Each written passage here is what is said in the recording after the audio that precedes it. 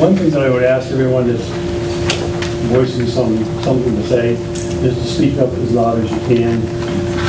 Because I've watched a few of the replays of the meetings, not just ours, but others, and sometimes the audio is hard to decipher, so we'll try to speak up as loudly as we can so that, the viewing public will have some idea of what's going on. Okay, so back to actually, before we Lucille, since you're right next to me, I'm going to have you read the mission statement a bit. I'd like to start the meeting off with the mission statement that kind of gets us back to ground zero and what we're all here for. Mission statement of the Scituate Council on Aging.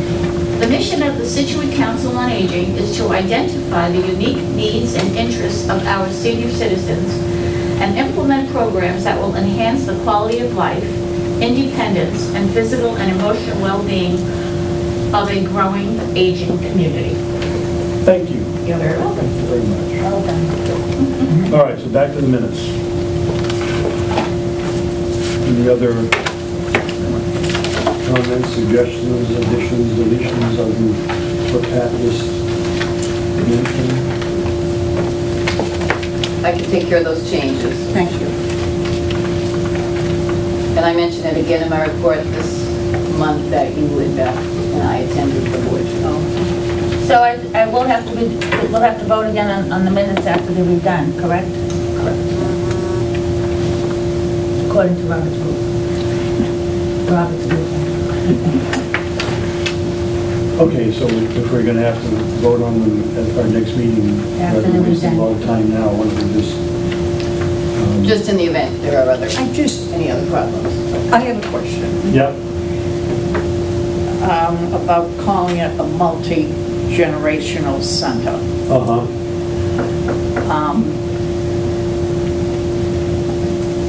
The recreation department would like to have more room, and I just wondered if they would assume when we say multi-generational that they would be under our umbrella. Well, You know what I mean? Yeah, that was just kind of an idea that was thrown out, that was mentioned to me. I'm not convinced that that's how it should be referred to. Yeah. I heard something I thought was more interesting this week. One of the towns, I can't remember which, is calling it their Heritage Center, which I thought was kind of neat. Yeah. So, again, maybe we should be discussing this somewhere else. Okay. Let's bring that back up after. I will make a note in the minutes that we could add as an idea, calling it something different. Yeah. But that would still be a vote. It would. That's right. Decision. That's right. Let's bring that up under old business things. I think that's worth discussing for 3 minutes. Okay, so are we okay to move on beyond the minutes and do a vote on that next month?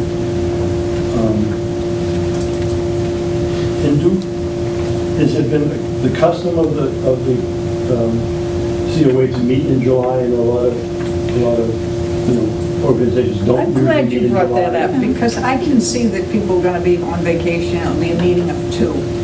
Personally, my vote is to Okay. skip Right. it. Let's- Can we But I thought it was in the bylaws that we had to meet 12 times a year. No, I believe not. I don't believe Okay, so. and so that's not the case. I think we have the option of not meeting for a month.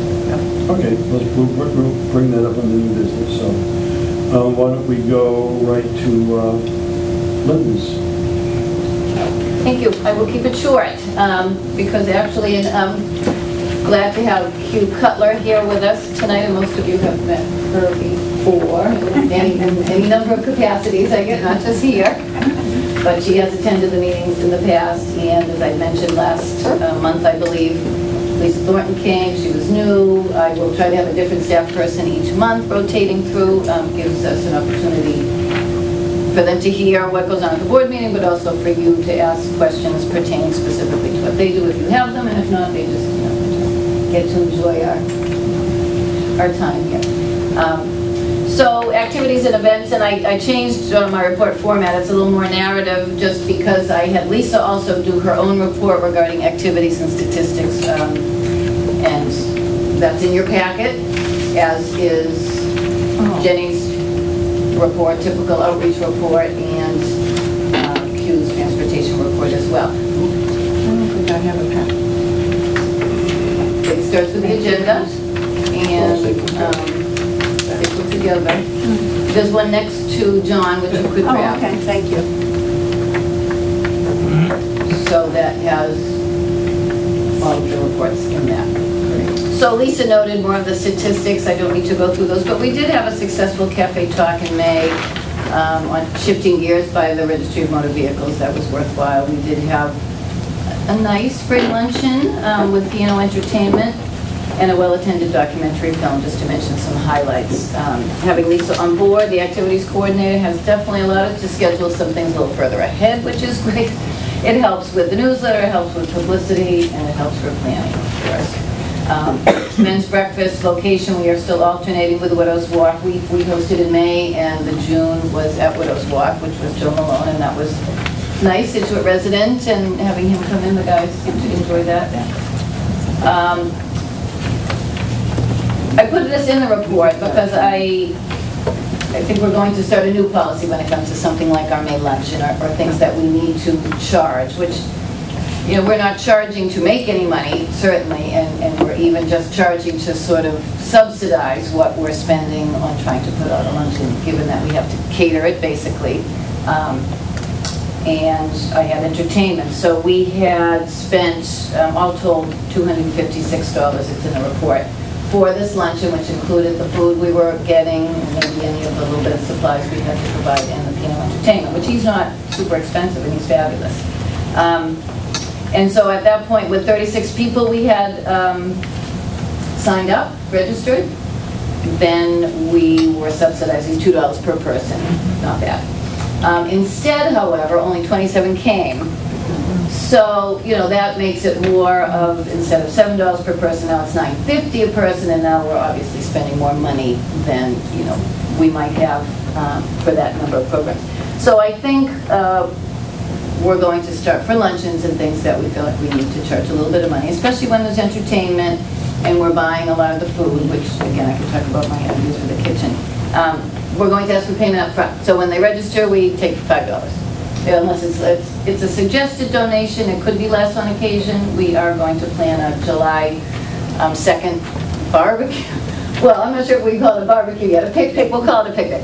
Because we're going to use Mary Brown's yard right next door, which is awesome. It's a beautiful yard, and it's close, and I don't know that we'll bother to get a grill at this point, but maybe that's something we will discuss. But anyway, something outdoors, and we do have entertainment, both which we had last year, which was Matt Brown, the guitarist, the other Matt Brown. Funny enough, we're doing it in Matt Brown's house. Yeah, that's true. The other Matt Brown's house. Anyway, just thought I'd mention that as a policy change. We haven't required that. You know, there's times we don't really want to charge, but when you charge and people do pay, then they certainly do come. They think they're getting something a little bit more, and hopefully we're not overburdening them, because I don't want to do that either. So just wanted to mention that. Something else I may end up needing to spend money on, we did purchase the film permit license, which we have to do if we do want to start showing movies. So we did that, and we've shown a couple of these documentaries. People seem to like the idea, so if we want to do that moving forward, we need a way to buy the DVDs or stream, which we could do through Netflix. That's a cost. So that's something we have to figure out in our monthly. It just ends up being a budget item. It could just be $10 a month. It could be $18 a month, depending on how we do it and how often we're getting movies to make it worthwhile. Could that be taken out of the program's donation fund? Is that something that you could consider? It can, and at this point, that is all I have. That's what I have. But I am, you know, judicious about how I use that. So yeah, there's quite a bit of money in there. There was anyway when we gave the budget report. So possibly, yes. But not sure how that should be spent in the future, or how much of that I should hang on to, or what of that should be earmarked for certain other things that are. So just mentioning it, that is an expense, and yes, that is where I will take it from. But something added. So just some community and department collaborations I thought I'd mention. You know, the Garden Club does something seasonally for us, and they're volunteers. Of course, they donate the flowers, and they donate their time assisting participants with the centerpieces and different arrangements that we do. So that's wonderful of them. The clergy, the community outreach committee, that's fairly diverse. I've mentioned that in my past reports. They met in May. I think I mentioned it at our last meeting, and they won't be meeting for the summer unless there is activity. But there's a great collaboration, which is generally outreach related within the community and funding needed for different situations that come up. But still, it's a very good partnership that we hope to expand. SANS, I've started to go to those meetings. Laura Minier had been as well and is involved and has been involved in that sort of community outreach too, which is emergency response. But nice that includes the police department, animal control, some community volunteers, so also good for us, I think, to be part of that. They've just recruited the ASP coordinator because, of course, they were instrumental in helping us in the winter with the other snow removal volunteers that we'd have, the disaster relief organization that came to our aid, and ASP helped them out. So now he's going to be involved with SANS as well, so that's nice. Charlie Powers is his name. The Scituate Hoarding Response Team, which is, again, really spearheaded by Laura and Social Services, myself and Jenny, try to go to the meetings, animal control, the health department, which is significant because oftentimes that's the first point that we become aware of that sort of thing in both fire, police, and social elder services. So that's also a good committee for hearing about what else is going on. Lisa attended an intergenerational training workshop in May and is completing right now a grant request to provide an event in the fall connecting with high school students, musicians from the high school. She's working on that herself, and I think that's probably in her report as well in more detail. But we've also talked now to Meg Giuliano and the Interact Club, which of course the Rotary oversees. So they're very interested, and we'll work on connecting with them to do this as well. So it's something that I think she's interested in. It's a good thing, and the grant will help support it, so it's a no cost to anyone, which is good. Jenny also attended a training, a mass housing training in reasonable accommodations for tenants, which generally was for disabled who may need reasonable accommodations through the housing authority, not anything necessarily that's obvious, but just in terms of advocating on occasion, because we do get called for that a great deal. So that was worthwhile for her. Myself, Beth McCabe, and Pat Conway, as was mentioned at the last meeting, because I think it was that day, but we did attend the COA board training with Emmett, which was held at the Norwell Senior Center, and that was very worthwhile. I think really there are others on occasion, so anytime I do hear it's in the vicinity, and I will offer it up to anyone else who might like to go. It's especially nice hearing from everybody else, of course, who does go and is involved in whatever capacity, whether it was board members, friends, staff were there, directors, other directors. So I also completed, just thought I'd mention, the 25-week Mass Municipal Association Certificate Program in Local Government Leadership and Management. And just because I can say that, I thought I would. So it was fun. It was really, really great. I'm thankful that the town did partially pay for it, and it was wonderful. The graduation is June 22nd, and I cannot go. I'm actually quite disappointed because it will be nice. It's at Suffolk Law School, and making a big deal out of it. But it was a nice collection of people, town managers, police chiefs, fire chiefs, our own actually was with me. Anyway, a nice array of people. I think good for networking too.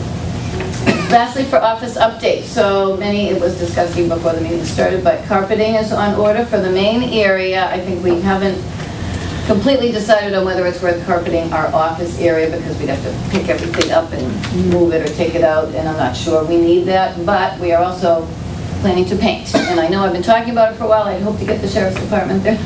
They just never responded after a couple of conversations, so I think they don't have the labor. But I think there's other ways we can do it. We actually did, there's a possibility we could get some volunteers. So whether it's professional or we get some volunteers to do it, we have got some paint colors we're considering, which happen to be over here to my right. And they all look great with the carpet that we've chosen, which is also over there if anyone wants to take a look. So excited about that, and I think it'll be a nice facelift. We're also considering rearranging some of the furniture, making a different front desk area. And also mentioned in the report is I've spent some time reviewing the formula grant because, in fact, I have more money in there to spend, I have to inform them of any revisions I'm making to what I thought I would spend money on, but because I didn't have the position for the activities volunteer coordinator the whole year, I have some thousands of dollars there. And we had originally thought we were paying for the matter of balance to the tune of $3,000, and that was grant funded instead, so I have that extra money. So I actually have a fair amount of money that I have to try to figure out how to use this month. So a couple of the things, I bought some new card tables, 2 computer workstations are on order, one for staff and one for volunteer use at the front desk. And then we can move the old ones to the public area. A carpet installation, I believe they will actually pay for. And then we're working on sort of updating what we can do with the kitchen and in the kitchen. So I may have mentioned last time getting a staff and maybe a volunteer certified to use the kitchen. Now, in fact, Joan has gone through that, Joan Powers, who's here in the audience. But they have to be on site when we use the kitchen. So, you know, in order to use the kitchen, we have to have some more standards met. So we're looking at that, some other training we might go through. I could actually buy dishware, so that really moving forward, thinking about trying to do a lunch here on a regular basis, maybe on Tuesdays. It's the one day that there is not another lunch in town, whether we start up monthly or try to do it more frequently, look for a volunteer who would be interested in being in the kitchen as a chef, as a person, or potentially for next year's formula grant, maybe I could put in to pay someone, you know, once a month, or I'm not sure what the hours would end up being. No, but you have money. That's eligible. It's an eligible expense, and if we actually would use it, then it would be worthwhile. And I do think... Can you use the money to help paint? No, painting is not eligible. I know, I wish. At this point, he'd actually rather we spend, you know, so I can go to him with almost any question, and you never know, but actually it was written that it's not eligible. Another idea is maybe, you know, they sort of tended not to do electronics. I mean, the computer workstations I could buy, but office supplies are eligible, so I'm actually thinking if there was a way I could make it an office supply, I think, you know, an iPad and/or I have another idea, which I hesitate to mention, but it would be fabulous to have. It's a video display monitor that you mount on the wall, and actually is sort of an electronic flyer display. So in other words, you do announcements, different kinds of things that might be happening in the center all the time, and it just runs on a rotation. So different things like that that would be useful. Again, we have to have the people here. And I do feel like at least if we started to have a lunch, that would bring more people in for longer periods of time. And I just feel like we're missing that. And we do try to do it with events and activities, but there needs to be a better way to increase that participation. So that's my thought at the moment. And I did actually, was at a GATRA meeting today for the advisory group, not that that was particularly relevant to us, but right now the tentative start date still, only because he still needs to connect with the town administrator, is June 29th. That's the week of June 29th and/or July 1st. So that's what he's looking at. And the route is pretty much the same. It's a good-looking route. There was a bus actually today practicing the route. Some seniors told me they saw the GATRA bus and said, how come nobody told us it started? And then, yeah, I said, Wow. I don't know anything about Well, it that didn't either. take long, did it? Well, that was the practice to see if it can actually do it in the amount of time right now they have given. But interestingly, they are considering for the summer, well, I'm not sure if it's just for the summer, an early morning run that would get people to the train, and possibly to other work areas of town, and then you would run till 7:50 or 8:50 at night, 7:50. Really? Yeah, it's long. Okay, and just one mention of an upcoming activity that actually would be nice for people to know about. It's a Saturday, so June 27th, there will be an art show here. Here or at the American? Here. Coordinated, for the most part, Joanne Papandrea, who's our art instructor and an artist herself, is coordinating much of the art we have on the walls is by her, along with some of her students who've painted here. But it's not just paintings, there's other sculpture, nice. She's so talented. She is so talented, has a lot of friends, so they're coming here. So it's at 10 in the morning till I believe 3 in the afternoon. So we'll have some music, and it should be a nice day, Saturday the 27th. And things will be for sale, and they do give 15% of what they sell to the senior center. So that's very nice. Okay. Included after mine, of course, is Lisa's activities report, which I don't want to repeat much of what I already said. One of the things that I didn't mention, but she has in her report in the third paragraph, we've talked with our highway department, DPW, to help us beautify more so. So at the beginning of the driveway is our senior center sign that most people don't see anyway. But I believe our neighbor does his own corner gardening, so the opposite corner is kind of a mess. So they're going to clean that up, put some dirt in, whatever we need to do, and we'll get some plantings for that area and dress that up. It's the beginning of our driveway where they see the senior center sign. They'll actually clear the tree branches so it's more visible. So that's kind of a nice thing. I actually did call the Beautification Commission just to see if they might want to be involved before we enlist volunteers to help us with that. But that's new. Volunteer Appreciation Luncheon is next Tuesday. Not sure how many of you are able to come, but I hope so. Great. Some trips planned for the summer, of course. I think people will enjoy. And then there's just the statistics. Duplicated numbers having come to activities or events.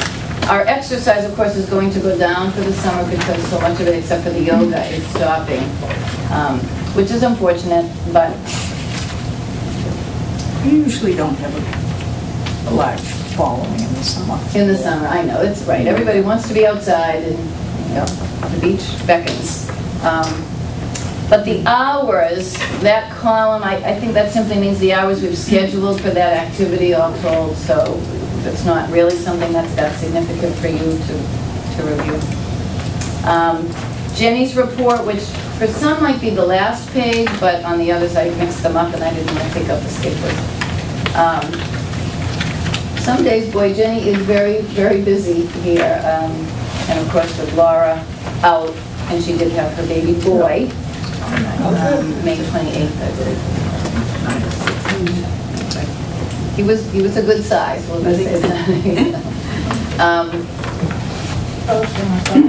So, yeah, she is still continuing her hours at the Housing Authority all summer, and they seem to be appreciated.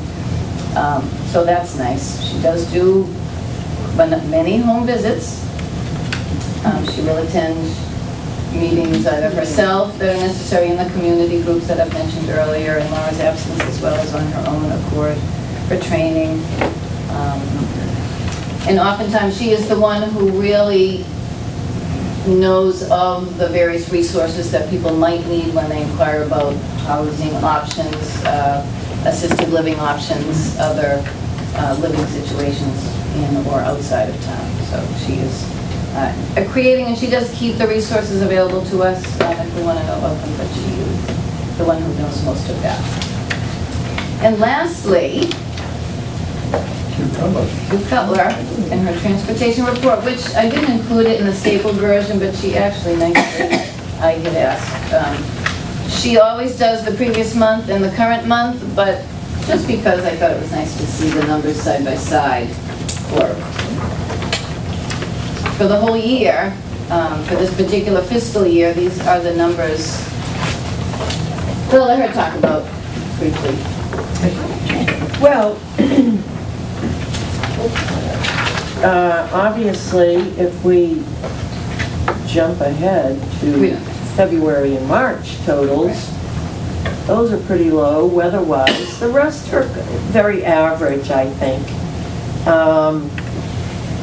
This is only an 11-month total. We always get well over 6,000, nearer 7,200 for a full year, as far as all of our transportation, local, out of town, all that stuff. In fact, I was reading in the minutes from last time's, we do have 3 vans, one of which is, we don't like it at all. It's small, it's not good as far as boarding for the seniors. We don't like it, and we don't take it like we have to. For example, yesterday we did, because we had 3 vans on the road yesterday. We had our local, we had our Hanover shopping trip, and then we had a vision group that goes to their banquet at Lantana once a year, and everything hit on the same day. But everybody was served, and everybody had a great day, so, you know, that was really good. I don't know if having GATRA here will change these numbers very much. I kind of don't, I don't think that much, because I think that the seniors that we take now are so ingrained in calling, getting their appointment, knowing this, knowing that. I think younger seniors and people on down, school kids, people, as Linda said, to the train, they're going to really get into the GATRA thing. I mean, it is stopping at Wheeler and Central, but of course, how close to Wheeler and Central? I mean, the way our vans run, it is not door to door, pardon me, curb to curb, but it's close to their doors. Yeah, so, which leaves Lincoln out, and they do get a little annoyed, but this is only a test, it's a sample, and GATRA is more than willing, should the need arise, to expand the route and cover more territory. That doesn't seem to be a problem at all. So, and we still are talking with them about a new van. You know, yeah. There's a trade-off to it. I've been cautioned a little bit, because if we do take one of their vans, then we are obligated to have it serviced at GATRA, which is in Taunton. It's not that easy to do. A driver needs to bring it, get a loaner, maybe come back. So there are maybe some small issues with that, but at the same time. And there might be another option for another van too. So, that might be easy. Before we say yes, we'll make sure. Yeah, and we're good with two, but we're growing enough that our best van is a 12 passenger, and that's the biggest van that we have. And well, we're also hoping for activities that we are increasing the use of. I mean, there are days, today for example, Thursdays, last Thursday we did 50 rides, this Thursday we did 40 rides, and when you have a 12 passenger van, that's a lot of miles going repeat and repeat kind of thing. But, so another at least 12 to 14 passenger van would really be nice. It really would be nice. And they drive well, they're great for wheelchairs. Certain vans, the drivers like better for a wheelchair transport than... I'm sure the patient does. Well, yeah, but some board easier, and they just like them better. But I think when we have days like this Thursday, and I think GATRA's thinking of picking up a lot of the slack this summer, young people going to the harbor here, going there, you know, I think that's going to be nice. But I think we'll still pretty much stick with our usual folks, which is nice. I ran into some seniors today, well, two seniors that had seen the GATRA vehicle. And immediately, you know, I had no answers for them, but their response was that they spoke so highly of you. And, no, they did. They said, we call you all the time, and, you know, but if we can take the GATRA van, this is how, with real animation, they said, we could stay in the harbor as long as we wanted, and we could browse, and we could shop till our heart's content. And I said, you go. Yep.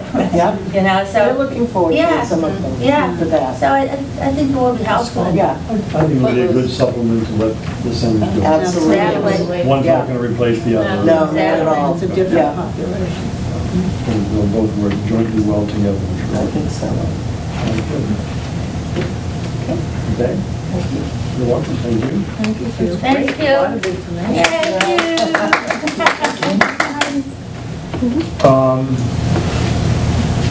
Let's do the liaison updates and we will Joan, fill us in on Elder Services.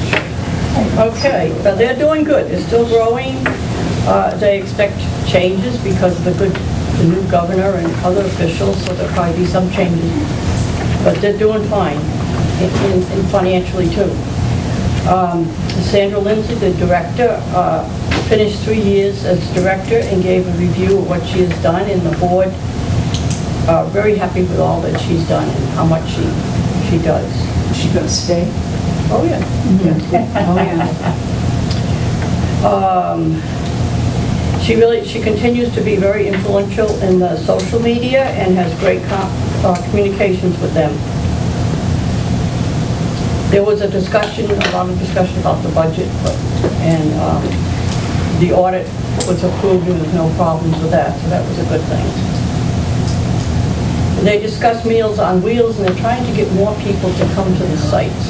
So our site is at the Methodist Church, and they're really adding more options. And they really would like to build it up, and it's only $2, and they get a complete meal. And it's always fresh vegetables.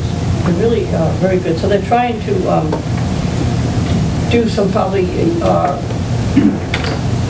more increase on that. One of the things they're hoping for. Now, June 17th is their big volunteer luncheon at Lantena's. And I have tickets if anybody's interested. They always have these, and the raffle is held there. The first prize is $500, and the next is $300, the next is $200. Plus, they have other prizes, and these are $1 a ticket, or 6 for $5. And it's going to be held Thursday, June 18th. Do you need to be present? No, you don't need to be present. All right. You know. I'll be signing up.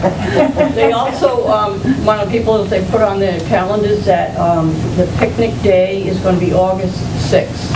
And that's always a fantastic meet, so you have to know ahead of time.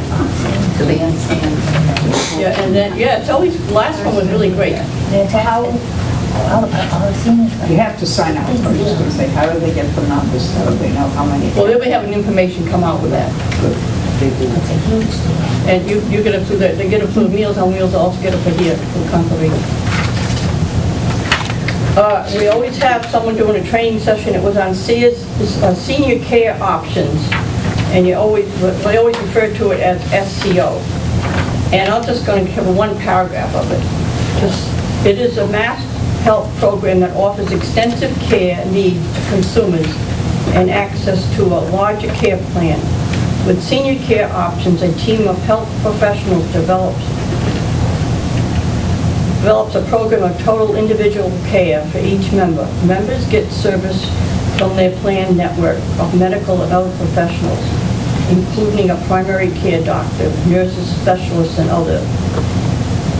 And the main eligibility is you have to be 65 years or older and eligible for mass health standards. And they work with insurance companies also. So that was they talked about that. It was quite a bit of information. And then just a reminder that we have a community dinner at St. Luke's on June 28th. And it's going to be a ham dinner with potato salad and strawberry shortcake. Nice. Sounds good. Nice summer menu. Thank you, John. Thanks, John. Is there someone from the Friend Betty? That would be me. Okay. This is new for us to have a liaison, but it's kind of fun. Linda and I met informally to talk about the possibilities of what we could do between or together, Friends of the Scituate Seniors and the Senior Center, sharing information and ideas and providing mutual support. One of the things that we'll do is coordinate our schedules so that we're not going to plan an activity when there's something else going on at the same time. We had a meeting with the Friends of Scituate Seniors Tuesday this week, and the members were enthusiastic about building communications with Linda and the center. We'll continue to meet informally, and we'll communicate with each other regarding activities and needs. And one thing that we were able to accomplish this week, which was kind of a joint effort, is that we applied for and were accepted to be the recipients of goods and pastries from Panera. Yes. Once a week, they'll. Yes. Yeah. Right. Okay. I think it's going to be Monday night. And what they do is they just clean out the place on Monday night, and they offered us actually 2, but we'll start with 1, and so we'll see how it goes. And so we were able to do that using the 501c3 number from the Friends, and so that was a success. That's all. So we'll be Is the looking. closest Panera in Derby Street, or is the one closest on? Hanover. Hanover. Oh, yeah, that's right. Yeah. Great. So we'll be looking for a volunteer to do that pickup. I'll start, I mean, I don't mind doing it, you know. And then it's at 10 o'clock, but then after the summer, it's 9 o'clock in the evening, and, you know, one night a week. I wonder if Trader Joe's is open until 10, so at least you could shop. Exactly, exactly. Thank you. That's great. Great, thank you. Thank you. Okay. Kim? Hi, Kim. I've known Kim Bennett for a couple of years. More than probably what either of us want to remember. Kim's dad, and Kim's dad was town administrator, and I was good friends, and did a lot of things together. Yeah, kind of a long history. She kind of, yeah, as well as being a patient in my office for many years. So, Yeah, we'll talk about how long. so I had discussed with Kim on a couple of phone calls, and I guess personal visits to my office, that, what the council was kind of going through, and knowing that Kim works in that area of seniors and visiting as does JD, I thought it might be nice to have Kim come in and just give us her perspective on what she sees, what she hears, and what she, sees is happening in terms of senior centers. And although we were talking about maybe some other terminology other than the senior center. A lot of them are changing their names. So, I thought, we would all enjoy, as well as the audience, I hope, everyone, hear Kim and hear what she has to say. So, Kim, go ahead, you'll have the floor. Take your rock. Yeah, thank you. My name is Kim Bennett. My father was Richard Bennett, so we go back until we moved here in '78. I don't remember the blizzard. I remember that. I'm sure a lot of you remember that. And my dad was the town administrator for a few years, so town politics and all that. Then he actually had a fairly successful recruiting business working with town politics and municipal, so I understand a lot of the complicated part. I'm a licensed social worker, so I work for Visiting Angels now, but my background is 25 plus some odd years of working actually in the senior and with older people. My mother always gives me a hard time that I have no idea what it's like to be older, because she is. And said, actually, I don't, but I have more experience. I've been around it all my life. As a social worker, one of the things that I do, and one of the things that I love the most about my job, is actually working with families and working with communities and individuals. We do as a company, an awful lot of education. So I do a lot of speaking engagements and work a lot of support groups that are in the senior center. So I can actually say, I've been in every single one of them on the South Shore. And that goes anywhere from Milton all the way down to Middleborough and out to Bridgewater. So I have have watched a lot of them go from very tiny, buildings that are falling apart, to I don't know if anybody's ever been to Plymouth. Oh my goodness, it's like the Taj Mahal of Council on Aging. But also in the years that I've been doing this, is seeing a real change in the way that people are getting older and the way that people view age. And for our parents, grandparents, or whatever, people just aged. That's all they said. For us, people are aging because you're thinking about it. You're looking at it differently. There are actually no psychological reports on what it is like to develop and be cognitive over the age of 85. These people didn't do it. So in some cases now, they are moving into sort of trying to figure out what it means to be healthy, what it means to be active, and what it means to continue to contribute to the community. And that's changing all of the senior centers, and I'll use that. People, they're changing their names. Many of them don't even have that name anymore. Just some things to think about, because I think we very much think of the world from our own 3-foot world. We don't think about what's coming behind us. So how many of you did live in Scituate during the blizzard of '78? So I moved after. Okay, that was quite the storm surge. There is going to be such a bigger storm surge coming, and it's the baby boomers. And what people are thinking about and developing now for programs is actually what's pulling people of the younger generation into multi-purpose or intergenerational centers. So you have to think forward, and there's a lot of them.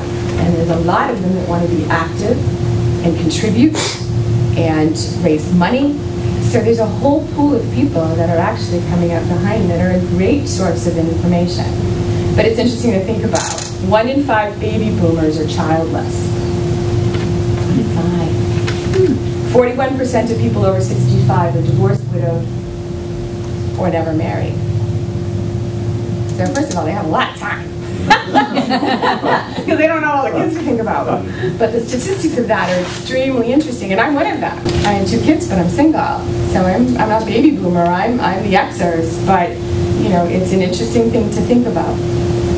So then because of that, there aren't a lot of people that are around, and actually 25% of those adults are actually providing either personal care or financial support to a parent. I mean, I talked to one woman today whose her mother is 94.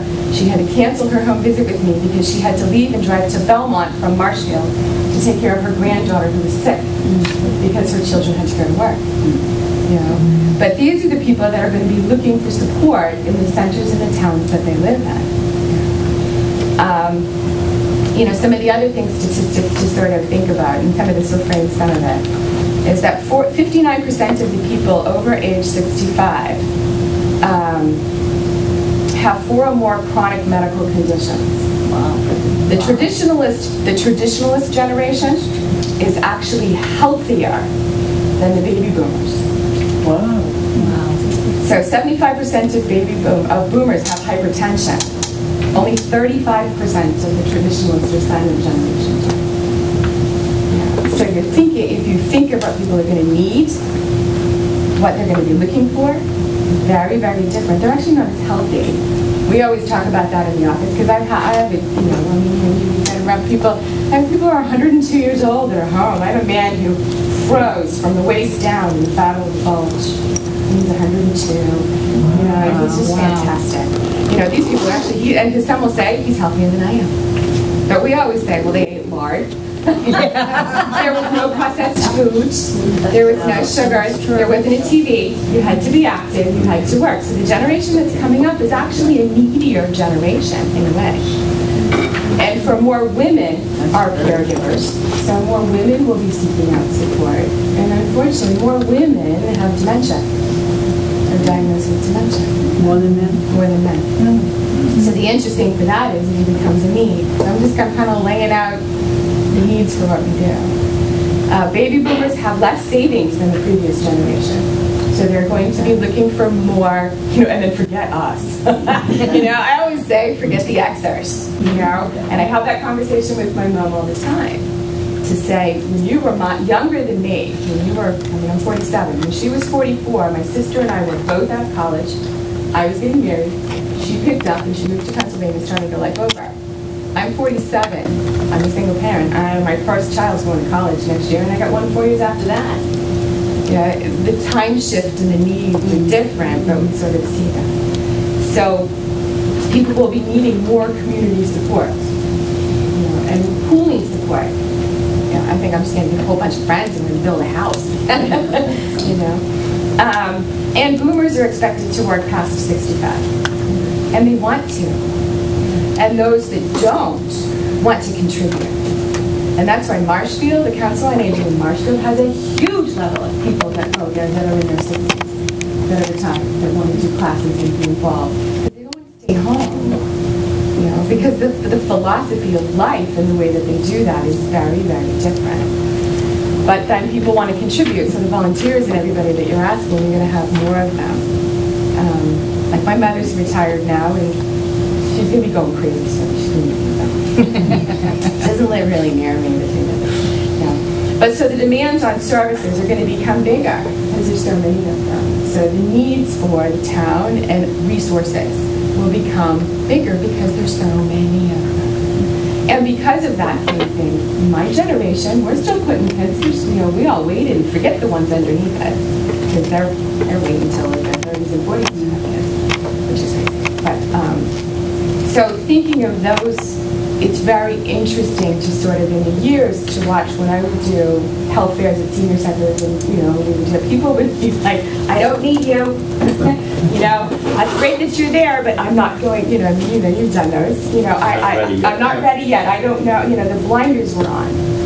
In the last, I would say, 5 or 6 years, there's a tremendous shift between wanting to be prepared, be in control, know what's around, and find resources. And if it's not for them, it's for the friend.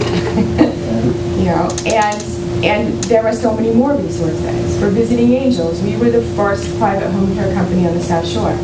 The first private one. That was 15 years ago. They're everywhere. Every night. If you're a softball and you can hit them now. But there wasn't that. There weren't companies that would come and refill your medications. There weren't the same resources that allow people to live independently at home. And that need will increase. What I find with some of the centers, like support groups, Middleborough is a great example. It's a multi-purpose center. Although actually it's primarily, for the seniors. They actually have an adult day health program in there that is very successful. So what they do is they provide day have. I don't know licensure, that can get pretty complicated, but they do a very good job of that there. They have one of the most successful caregiver support groups I've ever seen. And they have the same group of people that come in. They're very regular. They are in all ranges of generation. And I think that's the important thing too, is that the centers are now pulling people in that are from all different ranges. So one group that I did had, caregivers, a gentleman whose wife was actually in a nursing home. What a surprise. He's still going to the support group. Because that's so hard. So people think they're just doing it for, that. And then another one, it's a couple, and when I did the statistics, the husband looked at his wife and he goes, that's us. We don't have any children. So they're also coming to the centers to find out how to age. What do I need to know to take care of myself? Like Braintree, for instance, they do low vision groups. The centers I find that become sort of successful, as pull in the community and then pull in a bunch of people. You also pull in funding that way. I think one of the most successful Friends groups is in Plymouth.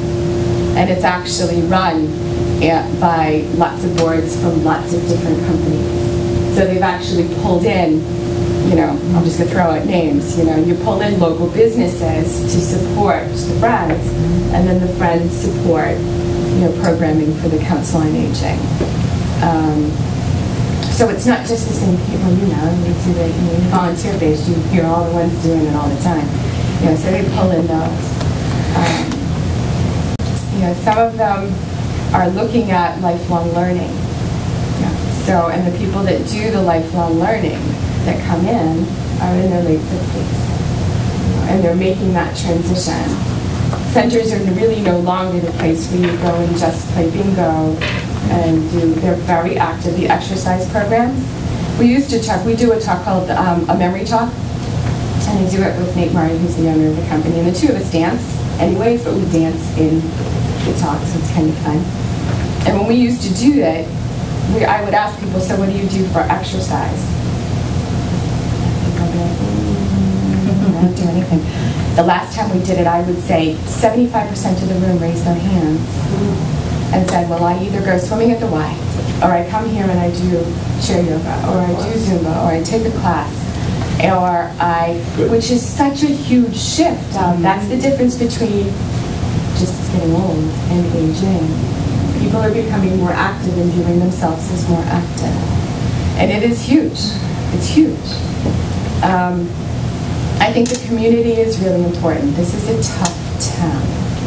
I don't know if anybody has any kids in school, but they've had the Board of Health at Gates for the last 2 days with the cafeteria closed because sewage came up through the bottom.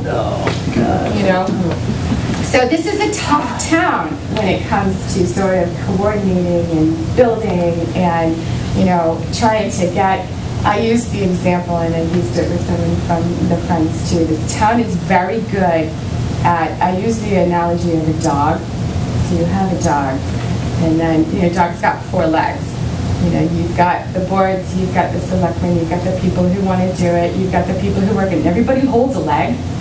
Nobody wants to let go of their leg. And what happens with that? Nothing. Nothing. The dog can't move. You know, and I'll be real open and honest. I mean, you know, the town can be an awful lot like that. You know, where people sort of hold on to what they hold on to and can't figure out how to sort of work together.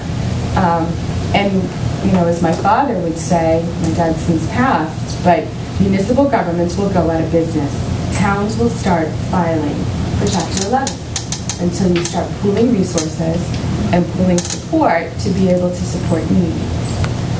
And thinking of as your senior center or intergenerational center, including all of the other people, because you're building something or you're sustaining something that will take care of your grandkids.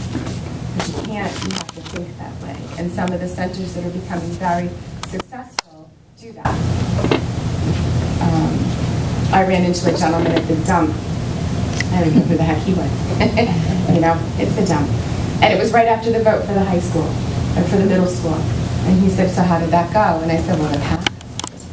And he goes, well, I didn't vote for it because I'm retired. And I thought, well, you know, my kids are all out of school system soon too. And I said to him, I said, yeah, I know. I said, have you ever been to Rockland? And he was like, and I said, have you seen it? They built a brand new senior center, a brand new school, and a brand new police center. And it's Rockland. And I said, and I'm pretty darn sure people in Scituate would look down their nose. But I don't know, have you been to the senior center in Rockland? Yes. Oh my goodness. I went. But when you walk by it, what's the exercise room? The exercise room was sponsored by Rockland Trust. Yeah. Every single room in the whole facility Was sponsored by somebody. And that's the thing, it's sort of pooling those. So the ones that are doing that aren't trying to figure out how to do it on their own. They're letting go of that leg of the dog a little bit. Because the generation that's coming up will want to contribute, they want to learn, they want to grow, they're going to need help. We see that all the time. People that come to the support groups are desperate in some cases. And they're alone.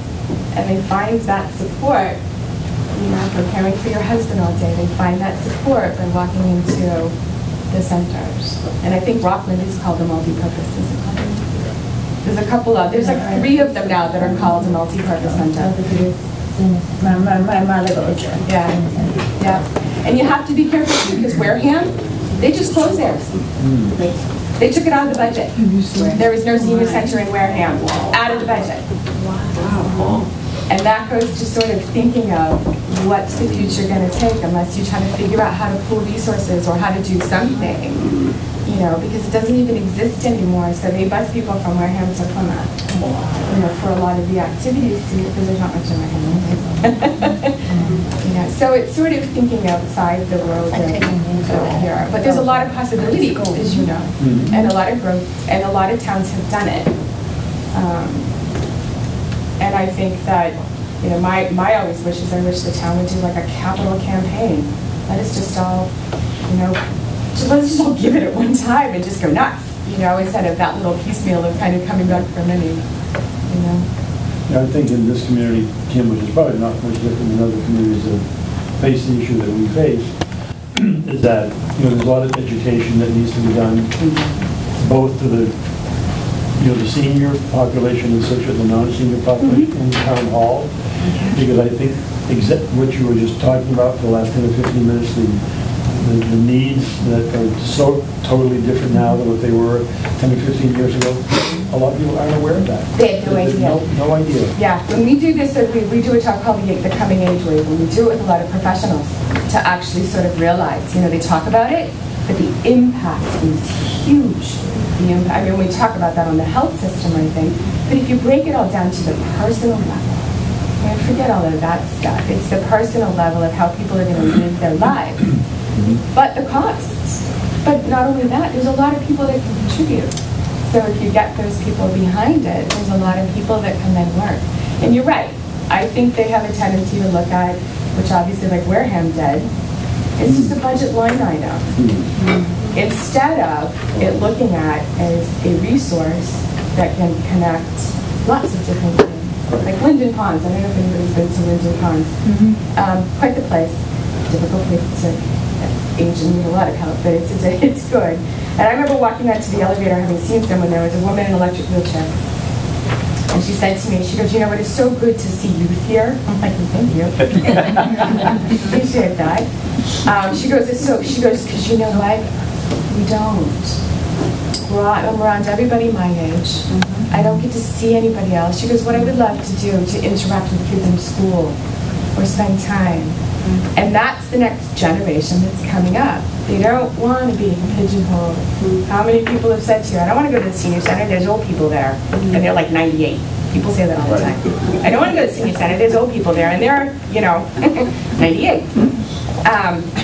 The focus will be very different, and it'll be more of like a positive retirement, so people will work.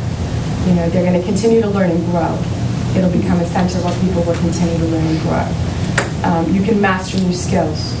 And there was a gentleman that did the wood carving in Marshfield who was spectacular, just spectacular. And he started a group there because that's what he liked. Volunteer. So the desire to continue to learn and grow and to get help can become very pivotal for the centers. That's sort of my 2 cents in what I say. I think there's a lot of possibilities. It's just sort of getting the dog to move in the right direction. Break down the silos. Break down the silos. Yeah. Break down the what? Silos. Well, and Kim is actually scheduled to be here at the Senior Center June 18th. It's a Thursday, 10 a.m. doing a caregiver, education caregiver. I do a talk called Compassion Fatigue. And I've actually done it nationally too. And it's just about the exhaustion of being a caregiver. Because that's another part. People don't, they just move into it because it's expected, but it is so hard and it's so long. So the education, people need to do that. It's not a scary thing anymore, long and long. I'm kidding. Let's hope. Linda comes from there, they have a lot going. Does anyone have any questions of Kim while she's here? That's excellent. Fantastic. Thank you, Kim. Thank you. Very nice. And, to the town level and something like that, some of those statistics are eye-opening. And they get people to think past the building and past the budgets. And I'd be more than happy to, contribute to that. I hope you don't mind if I lean on you a little bit on other occasions when the need arises to speak to people. I think because people like you and JD have the pulse of what the center should be like, and a lot of people just don't understand that. I think you're right, education is the key. We've got to be more vocal. Forceful. And when people are in their homes, they have no idea what goes on. So when you start, you mentioned Laura, some of the stuff that she has done, I got to work with somebody with her very closely. She is fantastic. She is fantastic. And this was not somebody who was a senior. She was in her 50s, and she was excellent. And that's what people need, is to have someone that can coordinate and to do that and help the individual, because then they'll turn around and support you. I know Linda has a lot of that same knowledge that you work from, but I think unfortunately sometimes hearing it from somebody outside of the organization, it might ring a bell in their mind that makes more sense to them. So, and the other statistic, guys, thing I'm sure you're aware of, and JD, I think I read that 10,000 people a day are turning 65. 10,000 a day for the next 10 years, 15 years, or something like that. And that's huge. Yeah, and it's even, because even like for them, there's going to be a housing downturn because people are going to be downsizing. So they're going to start in the next few years selling houses that they don't want to be anymore, and people like my generation can't buy them. So it's not, so if governments and people then start thinking down the road a little bit, you can actually put some things in their way to sort of prepare for it and prepare people for it. So, yep. I know some seniors that own their own houses, and when you talk about building, they're thinking taxes, water, and they're thinking they don't want to build anything, even though it'll probably benefit them because you get the water taxes, the housing taxes, the floodplain coming up, and this is what they're talking about. So that's what you have to Yeah, try to, work that through.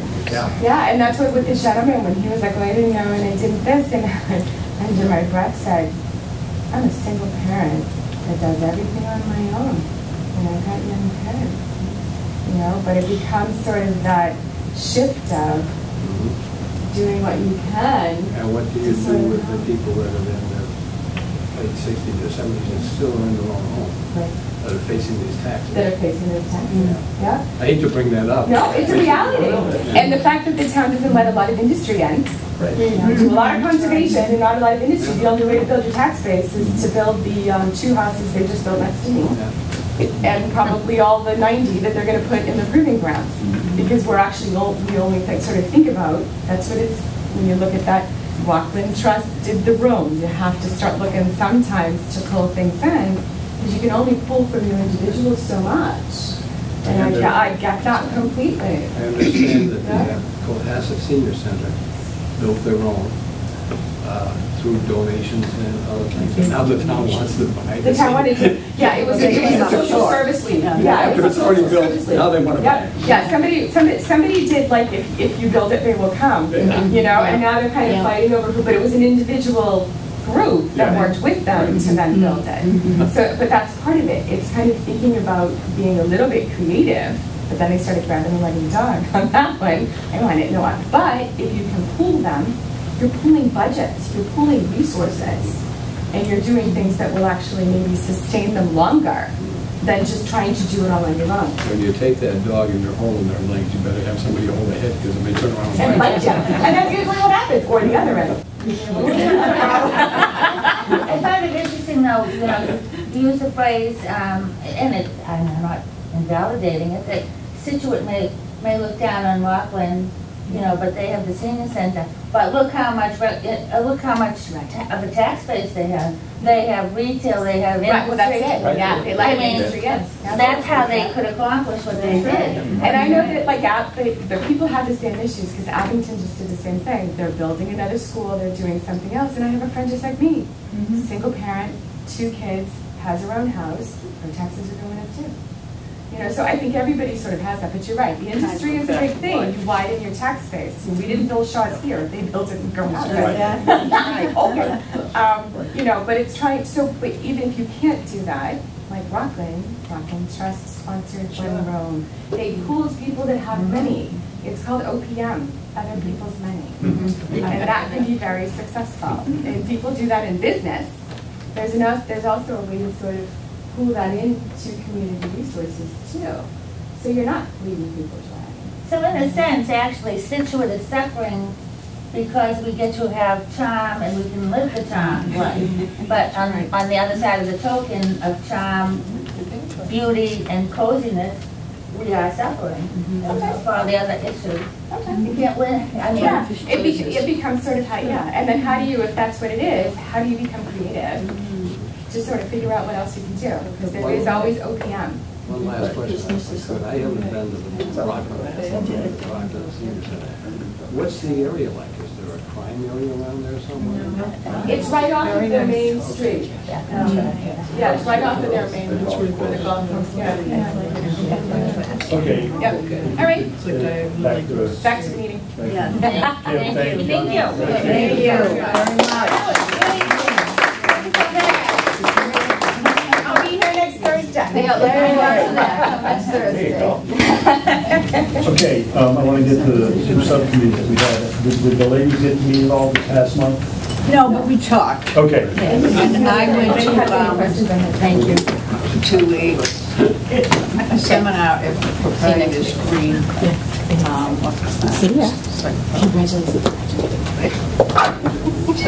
Yes, we spoke one out. Afterwards, I went out and spoke to him and said, this is something we'd like to bring to Scituate. The long and short of it is, he didn't have any information, but he directed me to the person that was organizing it, who knows Linda. So Linda will come up with the name, then we will be, that will be our project, to bring this gentleman here for help Whatever with we decide marketing to and, do. help get the word out and build a nice, He was excellent. He was excellent. Oh, Peter Hand, right. I'll leave you with these council bulletins, newsletters I gather in my travels. Oh, great. It may give you some ideas of what the centers are doing. My suggestion to you, and we'll talk about whether in July or not, I don't think we will, but what I would like to be able to do in July would be to have you all and Linda come to the meeting with two things. What our current programming is in terms of itemizing whatever we do, and then what you think our potential, what your wish list would be, okay, for a center where we can do more because we have more facility, more staff, whatever. So then we can start to kind of put, Dale, JD, and I's ideas together and start to come up with something that hopefully by early fall, and we have a pretty good idea of what we all think we're looking for. Because I think we need to present something to the town, Board of Selectmen, that says we've done the research, both on programming and facilities. These are our suggestions. Here they are. I think we just need to move on that with some degree of speed. Not to disagree with you, but I don't think July. Often they don't have their meeting. No, I'm saying that's August. Did I say July? Yeah. August. If we could, August, have a discussion about where these two committees can put their information together and we come up with some suggestions to what we say like so again, what we're doing and what's your wish list? What do you think we could do? A bowling alley. I don't know. I think generally speaking, these are things, there are many things we know we want to do and other things that other people might say, well, and that's a great idea. And to have them in a list of the things we could do, but without necessarily saying, but this is what we want, because there's so many different things that we could provide, and sometimes it depends on volunteers, and sometimes we have priorities. And are we talking about having things in this area, you know what I mean? Right. That makes us limited also. In this building? Yeah. Yeah, maximize what you think can be done here if we haven't maximized it already. And then do just like what Kim just said. Think about down the road, whether that's a year or a year and a half or 2 years. What programs do you think we could offer that would be a benefit to the people that she just talked about, the younger 60s, the mid-60s people, so that we can build that strong base to, support in the community. And also to the existing, to the already aged. We still have to. Oh, sure. As far as the programs go, No, we're not going to ignore that. No. We can't leave it nebulous. We can't keep saying out there in our imagination is a possibility of a new senior center or whatever we decide to call it. I think Dr. Price is just trying to tie it all together, Well, the conclusion is we want a 40,000 square foot center. We've got to be able to rationalize, why do we need a 40,000 square foot center? I'm being very hypothetical and very outrageous, but, if the two pieces need to come together, and I think we've talked about that a little bit in the past, so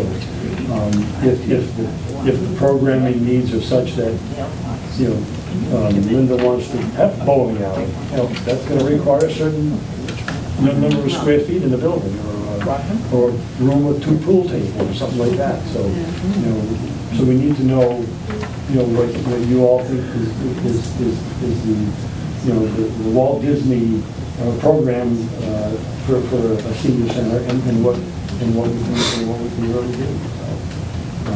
It's great for JD and I and Dale to go around looking at centers, but we need to know that what's going to happen in that center. So we just take that. JD and I did visit Rockland, like maybe 2 or 3 weeks ago. Dale had been there, I think maybe the day before we were there, because her schedule didn't meet with ours. You know, so we've seen, obviously JD has seen more centers than I have, but I think now I've been to like 6. I do want to get, and hopefully the 3 of us can do, I would like to see Plymouth. I want to go to Newburyport. I've heard phenomenal things about Newburyport Center, and it's fairly new. Newburyport is a community much like ours, but again with much bigger commercial tax base. They have huge, I mean huge. I always thought my best friend lived in Newburyport. I always thought there would be 50, 60,000 people based upon their center, on how many of you have been in Newburyport Center. But it's a 20,000, 21,000 population community. But they have a big commercial base. So there's still some other centers I'd like to see. And you know, again, JD see a lot of them, but we hit a few more between now and end of July. I think that could be helpful. And we'll have a better idea of maybe what we're looking for. You know, I've seen some good things. I've seen some not such good things. I thought Rockland's was okay, but they really only have one private meeting room to do consultations and stuff. They also have a conference room now, too. Did she, she was very proud of her conference room, which I assume that they use for Yeah, but when I asked Peggy, I think her name is, what to do if that room was being used, and they had another need for consultation, well, they use my office. Well, Yeah, it's like here. we don't want to be doing that sort of thing, so, you know. You have to do that here, and it doesn't, you know, Yeah. inconvenient. Yeah, so. But I mean, yeah, their subcommittee, I mean, If anybody you like heard of HIPAA, they violate the whole thing. Yeah, sure. I mean, would you like a conference room? I mean, that, you know, those kinds of things we need to tie in. Yeah, right. Well, that's why the programming, we need to know what. Well, you try to make the rooms as versatile as possible, but you do need multiple. Yeah. Oh, yeah. Yeah, absolutely. Yeah, so. It's also be a multi-purpose. What's that, JD? Multi-purpose rooms. Yeah. And I think that's what a lot of them that certainly you've seen and I've seen are. They can be used for multiple things, whether it be a yoga class or a computer class or something like that. So, you know, I think I'm getting a great knowledge, education, I should say, on centers, having now visited quite a few. So, and a couple other things too. Just want to mention. I did meet with Donald Knapp.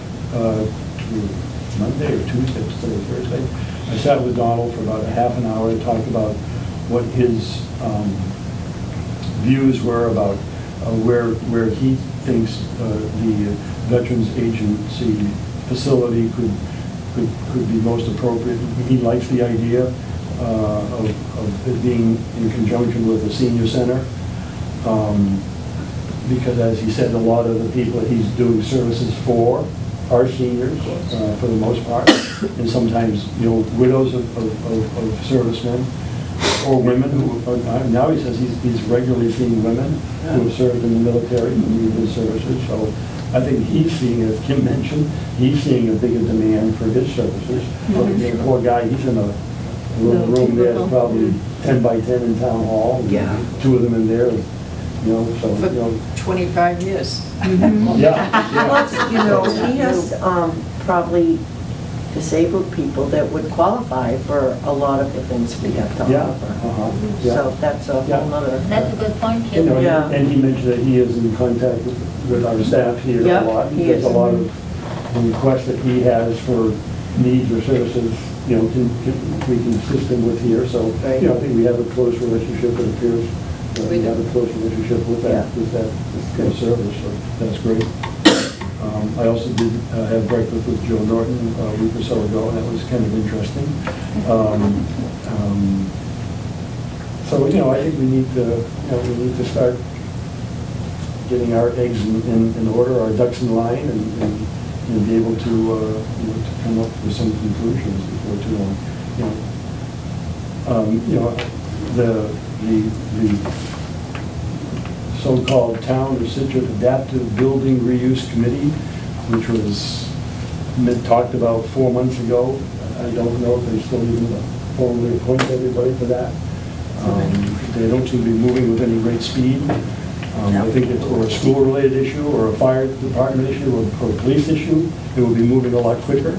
Of course. So I don't think we can sit around and wait for that to happen. Hopefully it does.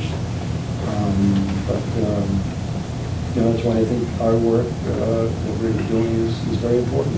We need to continue and move along and not let grass grow under our feet. So, my point on that. This is not a formal motion, but I second that. That's Okay. no grass under our... Why don't we leave it on old business, and, we talked a little about, and Kim mentioned how, she's seeing centers are either renaming themselves or new centers that are being built are already not using the senior center designation. I'm not convinced in that multi-generational. Yeah, I'm not sure. The thing I heard, I don't know if it was Big where I did mouthful. called, someone's calling theirs a heritage center, which I think really is kind of neat, and it encompasses a lot. So the heritage of the town, the heritage of the people in the town. So, I think the neat thing about talking about this stuff with people is that you hear stuff, you hear ideas, and that's really, I think, a lot of what our purpose is to get as many ideas as we can, so that we're able to serve the needs of the seniors in town. So, maybe we'll hear something else. Some of us call this something else, but. So I think we need to keep our ears open for that. Anybody, anything else, any other old business? I wanted to ask about, I heard, through my travels, that the Rotary donated, is this correct? The Rotary made a donation to the SCOA? Is that accurate? That's correct. Oh, I think that should be acknowledged. I thought I had. No, I don't think so. They made a When it donation becomes to, official? So it's official. Yeah. Oh. I thought I I had think this is a reported good venue. I mean, to acknowledge that. I heard it. from the grapevine, Particularly when we have offices. Right. it was in April. Oh, Yeah.